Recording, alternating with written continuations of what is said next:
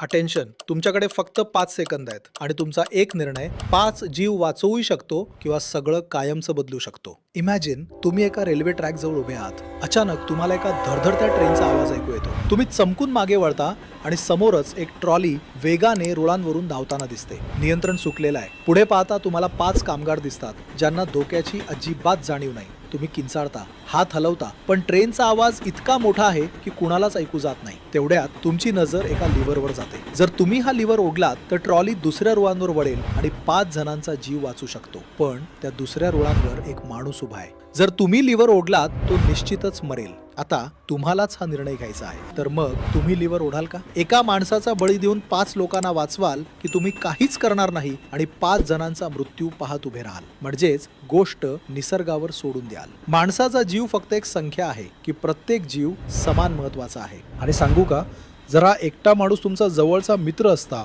कुटुंबातील सदस्य असता, लहान मुलगा असता तर तुमचा निर्णय वेगळा असता का? आणि सर्वात महत्त्वाचे म्हणजे जो काही निर्णय घ्याल त्या निर्णयासोबत जगू शकाल का?